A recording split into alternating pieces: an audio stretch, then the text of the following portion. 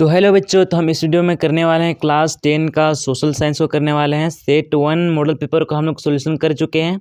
इस वीडियो में हम करेंगे सेट 2 को। ठीक है, मॉडल पेपर सेट 2 को सोल्यूशन करने वाले हैं। ये भी आपका एग्जाम के लिए काफ़ी महत्वपूर्ण है। ये 2025 का बोर्ड एग्जाम के लिए ये मॉडल सेट 2 तैयार किया गया है, इसलिए आपको इस मॉडल पेपर को एक बार जरूर सोल्यूशन करना है। इसी तरह मैं सेट 5 तक का मॉडल पेपर आप लोगों को सोल्यूशन करवाऊँगा। ठीक है, वो भी सबके आपके एग्जाम के लिए बहुत महत्वपूर्ण है। इसमें से जरूर क्वेश्चन रहेगा, इसलिए आपको ध्यान देना है। ये सेट 1 यानी जैक के द्वारा जो मॉडल पेपर बनाया गया था, उसी के आधार पे जिस तरह से क्वेश्चन बना है सेट 1 में, उसी तरह से इसमें भी उसको देख के ये बनाया गया है। ठीक है, कि इसी टाइप से क्वेश्चन आ सकते हैं, इसके माध्यम से बनाया गया है। इसलिए आपको इसको नज़रअंदाज नहीं करना है, सबको सोल्यूशन करते जाना है, सबको याद करते जाना है, क्योंकि ये जो है एग्ज़ाम में आ सकता है। ठीक है, इसलिए आपको ध्यान में रखना है। और ये जो मॉडल पेपर आप देख रहे हैं मॉडल सेट 2, ये भी ये सेट 1 से रिलेटेड है। उसी के आधार पे मतलब सेट 1 मॉडल पेपर सेट 1 क्यों बनाया गया है, क्योंकि वो एग्ज़ाम में किस तरह से रहने वाला है उसके बारे में वो सेट 1 दिखाया गया है। ठीक है, तो मॉडल सेट 1 को ही देख के ये model set 2, model set 3, set 5, set 4 ये सब बनाया गया है। ठीक है, इसलिए आपको इसको ध्यान देना है और अच्छे से सभी को पढ़ते जाना है, सभी को याद करते जाना है, सभी को समझते जाना है। इसलिए आपके लिए ये मॉडल सेट 5 तक के लिए सब महत्वपूर्ण है। इसी तरह सभी सब्जेक्ट का मॉडल पेपर मैं करा दूंगा सेट 5 तक का। इसलिए आपको इस चैनल पर बने रहना है। आपके जितने भी दोस्त हैं सभी के पास आप वीडियो को शेयर कीजिए, ताकि वो लोग भी ये जो मॉडल सेट 5 तक का आया है उसको सभी को सोल्यूशन कर सके वे लोग। ठीक है, इसलिए आपको सभी अपने दोस्तों के पास शेयर करना है इस वीडियो को और इस चैनल को भी। ठीक है, और अगर आप जैसे कि ये PDF है, इसको आप पाना चाहते हैं तो हमारे ग्रुप में आप ज्वाइन हो जाएंगे। डिस्क्रिप्शन में हमारा लिंक दिया हुआ है व्हाट्सएप ग्रुप का, व्हाट्सएप चैनल का, सभी का लिंक व्हाट्सएप वहाँ आप देखिएगा डिस्क्रिप्शन में, तो आपको मिल जाएगा उसमें। ठीक है, इसलिए आप हमारे ग्रुप में ज्वाइन हो जाइएगा, तो आपको सभी मॉडल सेट का आपका PDF भी आपको उपलब्ध कराया जाएगा। इसलिए हमारे ग्रुप में आप ज्वाइन हो जाइएगा। ठीक है, तो फिर हम लोग देखते हैं अगले क्वेश्चन तरफ। क्वेश्चन क्या है, देखिए कि 19वीं सदी के मध्य में इटली कितने राज्यों में विभक्त था। देखिए क्या पूछा है कि 19वीं सदी के मध्य में, मतलब 19वीं सदी के दौरान इटली कितने राज्यों में बटा हुआ था। वो अलग अलग राज्य में बटा हुआ था ना, विभिन्न राज्यों में, तो उसको कितने राज्य में बटा हुआ था उसको बताना है। तो कितना राज्य था, तो 7 राज्य था। ठीक है, 7 राज्य। ऑप्शन नंबर बी हो जाएगा इसका राइट आंसर। इसको आप लोग को याद कर लेना है कि इटली 19वीं सदी के मध्य में इटली 7 राज्यों में विभक्त था, यानी 7 राज्यों में बटा हुआ था। फिर इटली का एकीकरण, ये जब मैं इसको सब्जेक्टिव क्वेश्चन कराऊंगा तो ये इटली का एकीकरण कब हुआ, मतलब क्यों हुआ, इसके बारे में मैं उसमें बताऊंगा। ठीक है, ये सभी क्वेश्चन उसमें दिया गया है ये मॉडल सेट 2 में। इसलिए आपको बने रहना है चैनल पे, अगर सभी क्वेश्चन को आपको जानना है तो। अगर एग्जाम में आपको अच्छा नंबर लाना है तो आप हमारे चैनल में जुड़ जाइए। ठीक है, तो राष्ट्रवाद में एक निश्चित भौगोलिक क्षेत्र में रहने वाली जनता इनमें से किसके द्वारा जुड़ी होती है। समान संस्कृति, समान इतिहास, भाषा और लोक परंपरा, तो इनमें सभी हो जाएगा। ठीक है, यानी राष्ट्रवाद में एक निश्चित भौगोलिक क्षेत्र में, यानी राष्ट्रवाद मतलब क्या होता है कि अपने देश के प्रति प्रेम करना, अपने देश के प्रति प्रेम, जैसे कि इसके लिए क्या, तो जैसे हमारा भारत देश है, इसमें सभी प्रकार के संस्कृति मिलते हैं, समान संस्कृति, फिर समान इतिहास, भाषा और लोक परंपरा हमारे देश के अंतर्गत, मतलब हमारे देश में मिलते हैं। ठीक है, तो इनमें सभी हो जाएगा इसका राइट आंसर। आगे हम लोग का कि 1848 में किस क्रांतिकारी कलाकार ने किस फ्रांसीसी कलाकार ने चार चित्रों की एक श्रृंखला बनाई। तो ये फ्रेडरिक सोरियू थे। ठीक है, फ्रेडरिक सोरियू ये 1848 ईस्वी में फ्रांसीसी कलाकार थे और ये 4 चित्रों की श्रृंखला बनाई थी, ये फ्रेडरिक सोरियू। ठीक है, नेक्स्ट है हम लोग का सवाल कि महात्मा गांधी द्वारा वायसराय इरविन को लिखे खत में सबसे महत्वपूर्ण मांग किस वस्तु पर लगाए गए कर को खत्म करने के बारे में था। तो ये नमक का कानून। ठीक है, ऑप्शन नंबर पहला हो जाएगा राइट आंसर, ए नंबर ऑप्शन नमक। क्या बोले हम कि महात्मा गांधी द्वारा वायसराय इरविन को लिखे खत में सबसे महत्वपूर्ण मांग किस वस्तु पर लगाए गए कर को खत्म करने के बारे में था। तो ये कर को खत्म करने के बारे में कौन सा किस वस्तु पर लगाया गया था कर, ये नमक पे लगाया गया था टैक्स। ठीक है, नमक पे टेस्ट लगाया गया था। ऑप्शन नंबर पहला हो जाएगा राइट आंसर, ए नंबर। नेक्स्ट हम लोग का सवाल कि किस एक्ट के तहत बगानों में काम करने वाले मजदूरों को बिना इजाज़त बगान से बाहर जाने की अनुमति नहीं थी। तो ये कौन सा बगान हो जाएगा, तो ये हो जाएगा हम लोग का इंग्लैंड इमिग्रेशन एक्ट के तहत। ठीक है, ये इंग्लैंड इमिग्रेशन एक्ट के तहत बगानों में जो भी मजदूर काम करते थे उसको बिना इजाज़त के बगान से बाहर जाने की अनुमति नहीं थी। ठीक है, अगर आप उसको अगर इजाज़त नहीं मिला कि आप बगान से बाहर मत जाइए, मतलब अनुमति नहीं मिला, तो वो नहीं जा सकते हैं। अगर भाग गए, अगर वो पकड़ा गए तो उसके ऊपर कार्रवाई किया जा सकता है। इसीलिए वे लोग बिना इजाज़त के बाहर नहीं जाते थे, बिना अनुमति के। आगे है कि आर्थिक महामंदी की शुरुआत किस देश से हुई। तो ये आर्थिक महामंदी की शुरुआत अमेरिका देश से हुआ था। कहाँ से हुआ था, अमेरिका देश से हुआ था सबसे पहले आर्थिक महामंदी की शुरुआत। ठीक है, नेक्स्ट है हम लोग का आगे का सवाल है, अच्छा आर्थिक महामंदी में किसका सबसे बड़ा प्रभाव पड़ा, मतलब कौन सा किस लोगों के लिए, मतलब वो लोग क्या करते थे जिनको सबसे बड़ा प्रभाव पड़ा। ठीक है, आर्थिक महामंदी में तो ये सबसे ज़्यादा प्रभाव कृषि से पर पड़ा। क्या बोले हम, तो कृषि पर पड़ा सबसे बड़ा। ठीक है, कृषि पर सबसे बड़ा प्रभाव पड़ा ये आर्थिक महामंदी का।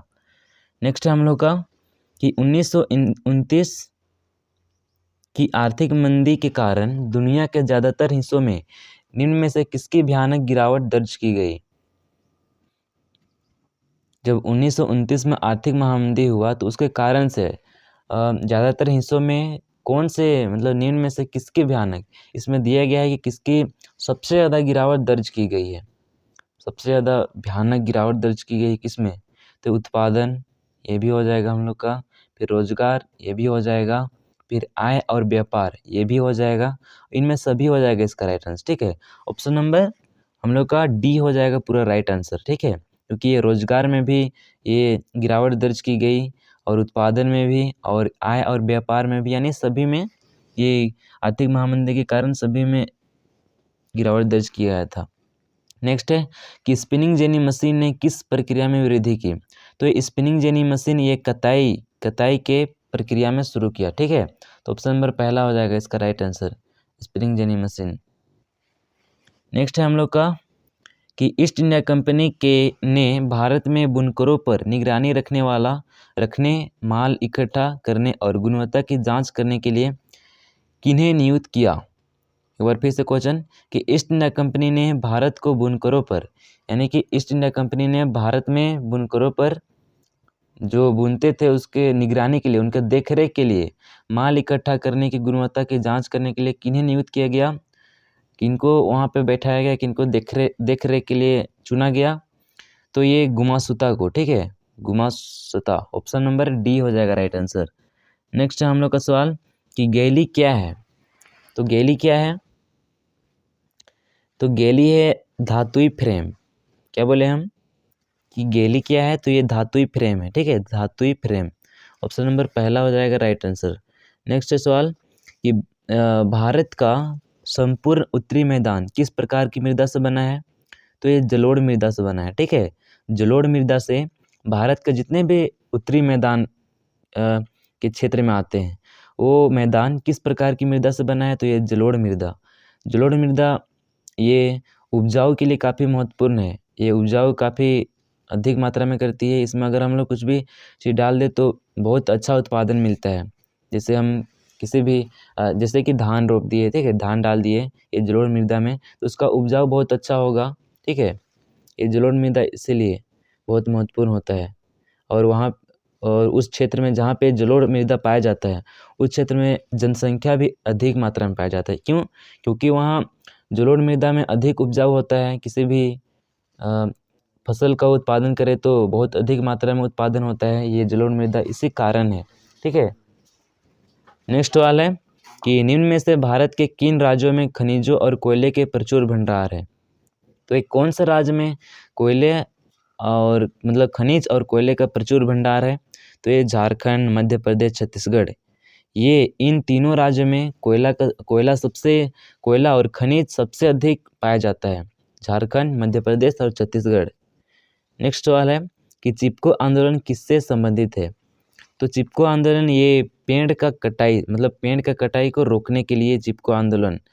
अगर उसमें क्या होता था कि अगर पेड़ बहुत अधिक में कटा रहा था, पेड़ क्यों कटा रहा था? ताकि रेल लाइन पटरी बन सके और कुछ भी चीज़ बन रहा था उस समय पेड़ से लकड़ी सब का उपयोग किया जाता था, इसीलिए पेड़ को काटा जाता था। ठीक है, तो उस समय पेड़ को अधिक कटा रहा था, उसको रोकने के लिए चिपको आंदोलन शुरुआत किया गया था।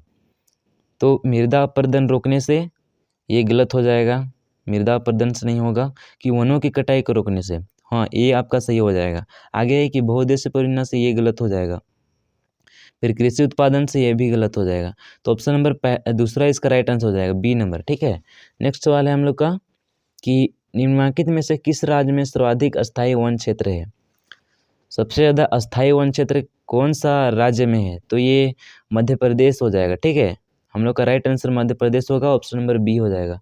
नेक्स्ट सवाल है कि जल की कमी के क्या कारण है? अभी जो हम लोग को इतना, जैसे कि शहरों में देखा जाए तो वहाँ पे जल की बहुत अधिक कमी मात्रा में दिखता है। वहाँ तो पीने के लिए लोग दुकान से जल खरीदते हैं, लेकिन गांव देहात में देखा जाए तो यहाँ पे जल का बहुत अधिक मात्रा है। नदी है, सामने नदी मिल जाएगा आपको, फिर नाला मिल जाएगा।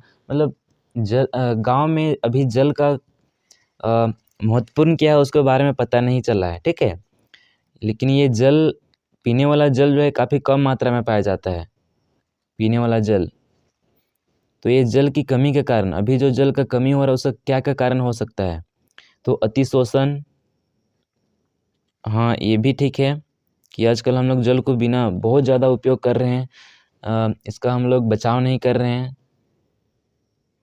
अत्यधिक प्रयोग, ठीक है, कि जल का हम लोग बहुत आजकल अत्यधिक प्रयोग कर रहे हैं, सभी क्षेत्रों में जल का प्रयोग किया जाता है। नेक्स्ट है कि समाज के विभिन्न वर्गों में जल का असमान वितरण।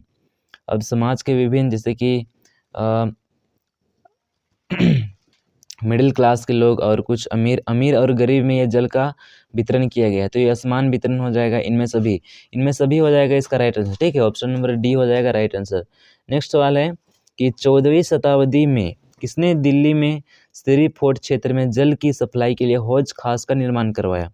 तो ये कौन थे? इल्तुतमिश थे। ठीक है, इल्तुतमिश, ये 14वीं शताब्दी में दिल्ली में श्री फोर्ट क्षेत्र में जल की सप्लाई के लिए हौज खास का निर्माण करवाए थे इल्तुतमिश। ठीक है, नेक्स्ट सवाल है हम लोग का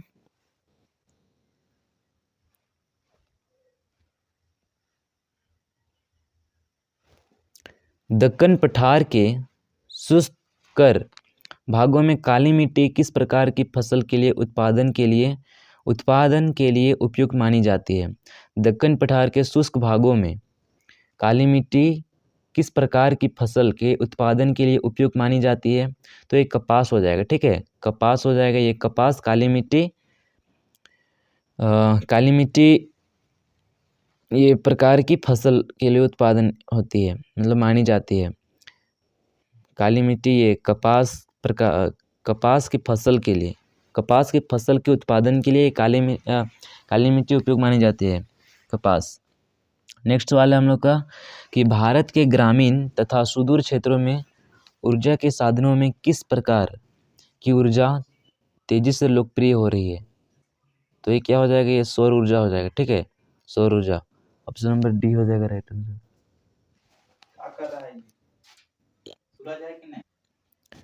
नेक्स्ट सवाल है हम लोग का कि निम्नलिखित में से किसका परिवहन पाइपलाइन द्वारा होता है? तो पाइपलाइन द्वारा किसका परिवहन मतलब क्या हो जाएगा कि एक जगह से दूसरे जगह ले जाना। तो ये पाइपलाइन किसके द्वारा पाइपलाइन द्वारा होता है परिवहन। इसमें से बताना है कि निम्न में से किसका परिवहन पाइपलाइन द्वारा होता है।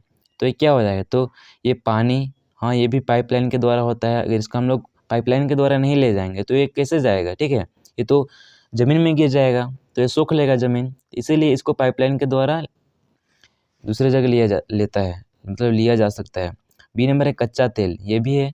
पेट्रोल पदार्थ, ये भी है। जितने भी ये पानी जैसे पदार्थ है सभी को पाइपलाइन के द्वारा लिया जाता है। तो इनमें सभी हो जाएगा इसका राइट आंसर, ठीक है। इनमें सभी, ऑप्शन नंबर डी हो जाएगा राइट आंसर।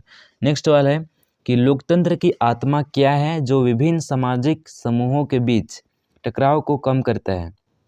तो ये क्या है, तो ये है हम लोग का सत्ता की साझेदारी। ये सत्ता की साझेदारी ऐसा है कि सामाजिक समूहों के बीच टकराव को कम करता है। कैसे, तो ये सत्ता को मतलब पावर को बांटा गया है, ठीक है। इस पावर को बांटा गया है ताकि देश अच्छा से चल सके। देश अच्छा से चल सके यानी देश कहीं पर भी कुछ भी टकराव ना हो, ठीक है। इसके लिए संविधान भी लोकतंत्र की आत्मा है ये, ठीक है। सत्ता की साझेदारी यानी जैसे कि केंद्र सरकार है, केंद्र सरकार के पास पावर है और उसको केंद्र सरकार एक हो गया, दूसरा राज्य सरकार हो गया और तीसरा ये जो पंचायत सरकार हो गया। मतलब ये ब्लॉक स्तर का सरकार होता है, ये हो जाएगा आपका पंचायत सरकार। तो ये 3 क्षेत्रों में बांटा गया है सत्ता को, ठीक है। 3 क्षेत्रों में सत्ता को बांटा गया है ताकि ब्लॉक स्तर के लोग वाले क्या करेंगे, तो ब्लॉक स्तर के लोग वाले करेंगे क्या काम करेंगे, तो अपने जितने भी अपने प्रखंड के अंतर्गत जितने भी गांव आते हैं सभी को वो विकसित सभी को वो उन गाँवों में क्या क्या समस्या है, क्या क्या होना चाहिए, क्या रोड नहीं है तो रोड बनना चाहिए, पीने के लिए जल नहीं है तो टंकी बनना चाहिए। तो ये सभी का ध्यान ये ब्लॉक स्तर वाले करते हैं, यानी पंचायत सरकार करते हैं। और राज्य सरकार क्या, कि अपने राज्य को जितना भी अच्छा बना सके, अपना राज्य को जितना भी बेहतर बना सकते हैं, ये राज्य सरकार का काम होता है। और केंद्र सरकार क्या कहते हैं, पूरे भारत के लोगों को निगरानी करता है, ठीक है, कि भारत को किस तरह से बेहतर बनाया जा सकता है, क्या क्या है, क्या क्या काम हो सकता है, उसके बारे में ये केंद्र सरकार करता है। यानी सत्ता को पूरा बांटा गया है, ठीक है। मतलब पावर को सभी तीनों क्षेत्र में बांटा गया है। नेक्स्ट सवाल है हम लोग का, तो सत्ता की साझेदारी हो गया। आगे है कि 21 नंबर, यदि सरकार के विभिन्न अंगों विधायिका, कार्यपालिका और न्यायपालिका के बीच सत्ता का बंटवारा रहता है तो उसे सत्ता का खालिस्तान वितरण कहा जाता है। तो एक विधायिका, कार्यपालिका और न्यायपालिका, अगर इसके बीच सत्ता का बंटवारा रहता है तो उसे सत्ता का क्या कहते हैं, तो सत्ता का खालिस्तान वितरण कहा जाता है। तो ये क्षैतिज, ठीक है, क्षैतिज हो जाएगा इसका राइट आंसर।